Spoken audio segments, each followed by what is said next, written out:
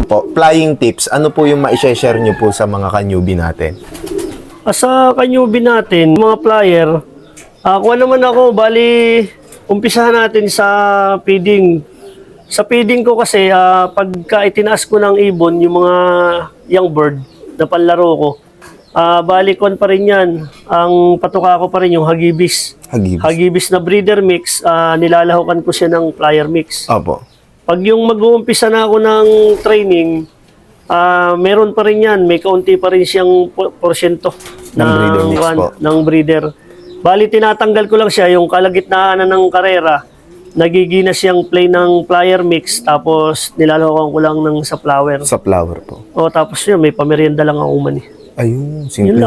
Simple lang. Hindi mo naman kailangan pahirapan. Opo. Ang totoo niyan talaga, basta healthy ang ibon. Uuwit. Oo, saka magandang bloodline talaga. Opo. Pinaka-importante, bloodline sa lahat. Bloodline po talaga. Bloodline, pero bali wala ang bloodline. Kung walang management. Kung wala kang proper management, Opo. yung sistema mo sa ibon, Opo. kung bulok ang mag-alaga, wala din. Wala din po. Wala din. Kahit na anong galing ng linyada ng ibon, nasa nag-aalaga din yan. Saka isa pa, meron din kasi yan yung tinatawag ba nila na pagpara sa iyo, para sa iyo. Meron Opo, kasing swerte kung kahit magano anong galing ng ibon, ito champion ng lahi. O ito champion, pinag-cross mo. Hindi mo mapakilos. Ngayon, ibigay mo sa iba. Bigla ka magugulat, biglang kumilos. Kumbaga, para sa kanila. Opo. Hindi para sa iyo. Diba, parehas din kayo ng sistema. Opo. Siguro, talagang tapat-tapat lang. Kaya lang, kumbaga, masasabi lang na talagang mahusay ka. Mahusay ang ibon mo kung taon-taon naman nakakatsamba ka. So, Tapos yung mga nabibreed mong ibon na naibahagi mo sa iba, nakakatsamba rin. Kumbaga, maganda ang kuwan mo. bloodline po. Oo, yung bloodline talaga. Tapos sistema. Kasi ako, pag merong bumibili sa akin ng ibon, na hingi din ng tips sa pag-aalaga, Opo. kung ano yung sistema ko, yun din yung tinuturo ko, binabahagi ko. Opo.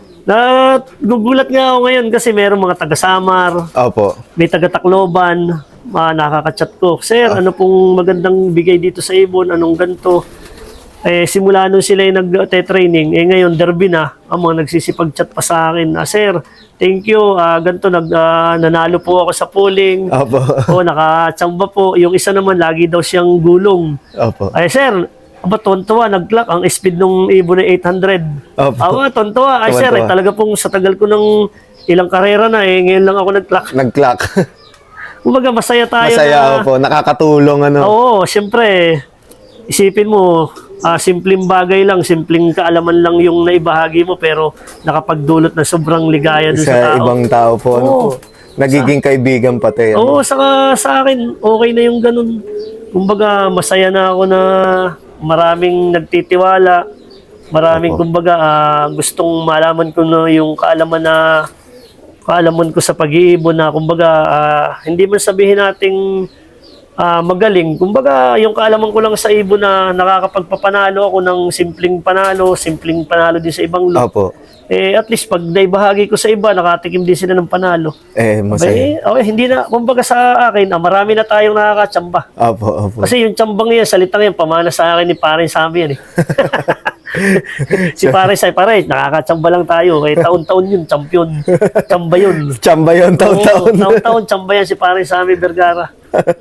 Shoutout po sa inyo, Idol Sammy Vergara. Si Boy Tsamba yan, kumpare ko yan eh. Kita mo ngayon, aabangan natin, tsamba na naman yan.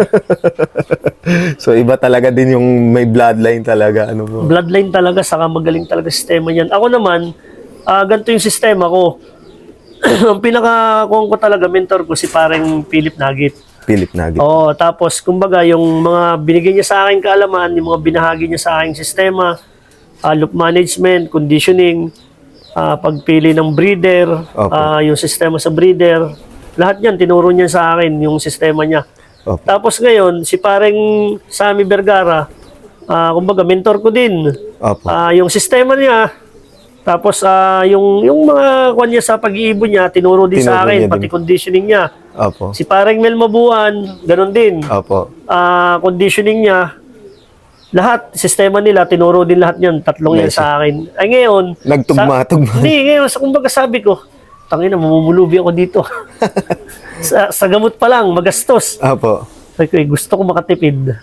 Balik ako dito. Ang ginawa ko, yung ibang sistema nila, alam mo, yung gusto kong kunin sa sistema ni Pare Sammy, inadapt Inadapt ko. nyo lang po. Yung sistema ni Paring Mel, inadapt ko. Pero yung gamot na ginagamit, mura lang tayo, B12 lang kay Paring Philip. Tapos yan, nagbi-victory pills lang ako, yun lang. Ayos na po. Oh, Bitmin Pro, yan lang. Ang gamit ko, Bitmin Pro lang. Tapos may Pico Train ako. Yun, napaka-basic po. Ano po. Wala akong ibang kuhan, wala akong ibang sikreto. Kumbaga, yung sistema kong ginawa na kumbaga Nabuo po. yung sa kanila na nabuo ko, malaking bagay kasi sinama ko yung kay Paring Mel, Apo. kay Paring Sammy. Tapos ang pinaka-base na sistema ko kay Paring Philip. Tapos pinasukan ko pa nung mga tinuro din sa akin ni Sir Florante. Apo. Kasi yung mga mababasa mo dun sa page ni Sir Florante Apo. Bunag, Opo. marami kang matututunan Opo, talaga. totoo. The best yan. Kasi hindi lang naman ako marami na magpapatunay na Opo. ultimo sa mixture ng patoka Patoka, niya. opo. Yun, ginagawa ko yun. Opo, yun. Saka sa gamot lang talaga, nagtitipid tayo pang masa. B12. B12. B12, Victory Pills. Tapos, kwan lang, may Pico Train. Yun Ako lang. naman, Monday to Wednesday, yung Bitmin Pro. Bitmin Ang Pro. gawa ko sa Bitmin Pro, tuwing umaga lang, painom halo sa tubig. Halo sa tubig. Sa hapon, plain water. Pagdating ng Thursday, plain water na yan hanggang sa kung ang loading man nila ay Sabado o Friday. Basta plain water na yan simula Thursday. Thursday po. Wala na rin akong binibigay na gamot kahit sa loading. Nagbibigay ako ng B12 day before loading. Halimbawa, Webes, Webes po. Opo. Biyernes ang loading. Webes na tanghali, binibigay ko na yan. Opo. Bibigay ko na yung B12. Yun. Bahala na yung ibon. Kumbaga, ayan, may pabaon na ako sa iyo. Talento na lang po niya. Bahala ano ka po. na. Kaya nga ikaw, dumaan sa matinding training. Opo. Ngayon, bahala ka na sa sarili mo.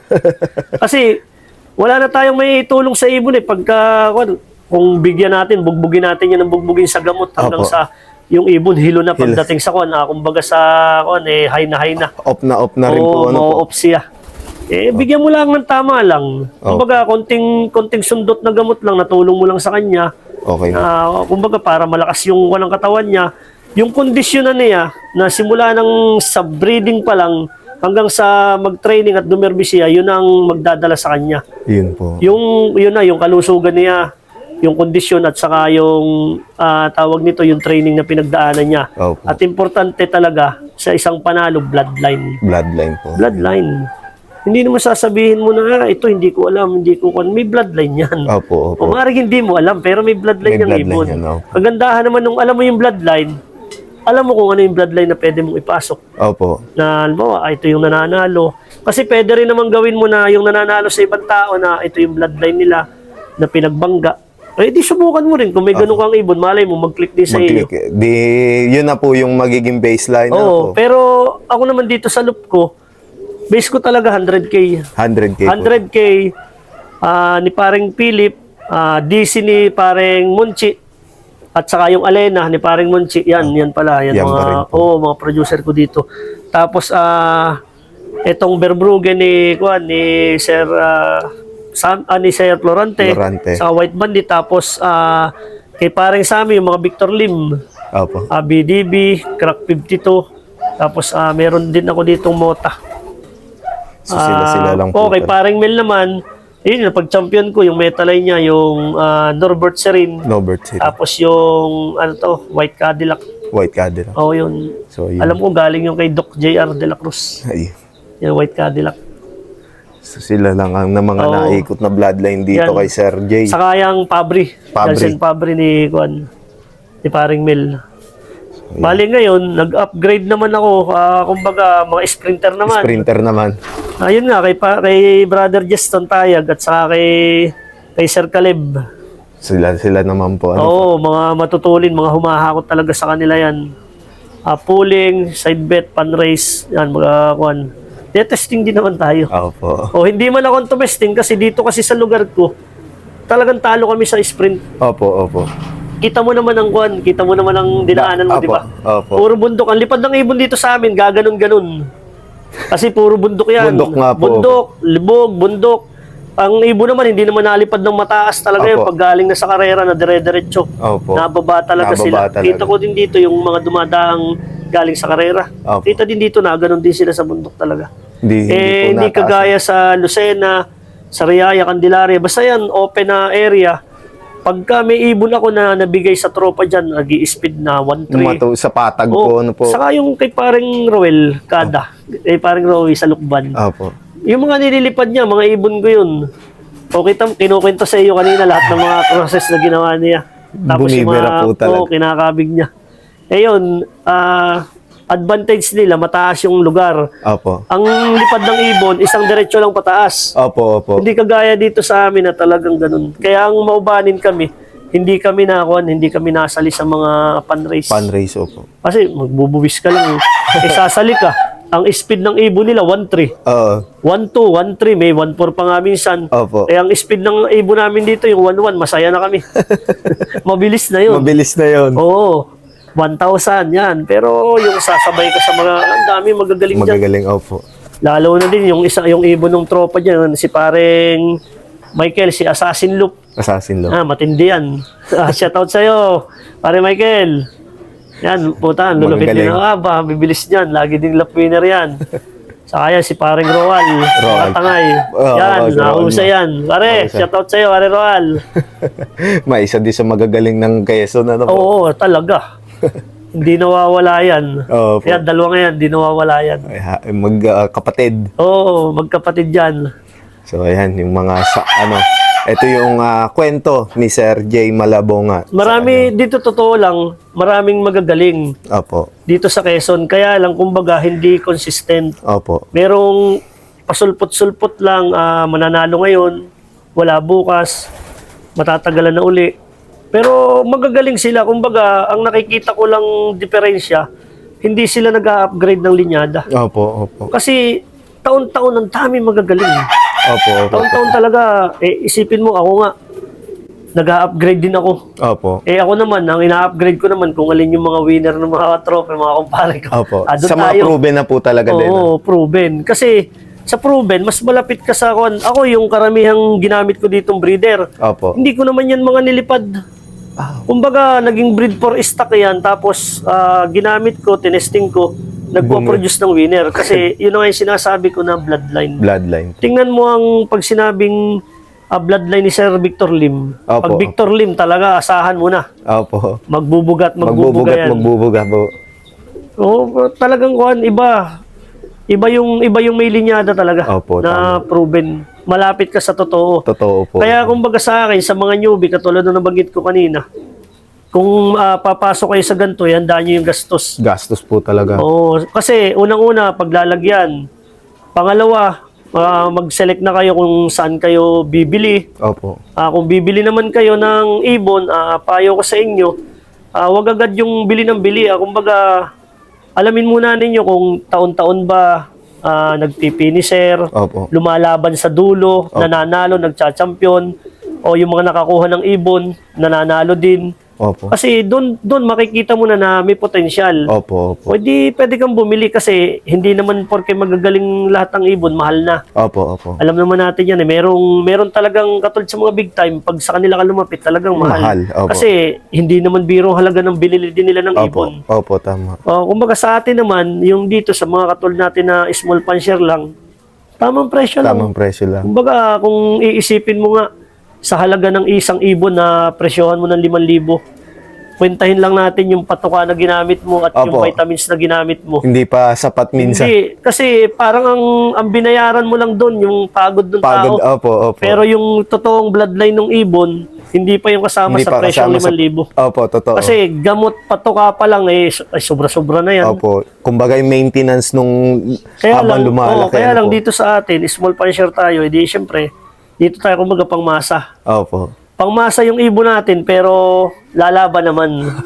Nakakalaban din natin yung mga husay dyan eh. Opo. Kumbaga, nakakasingit tayo. Opo.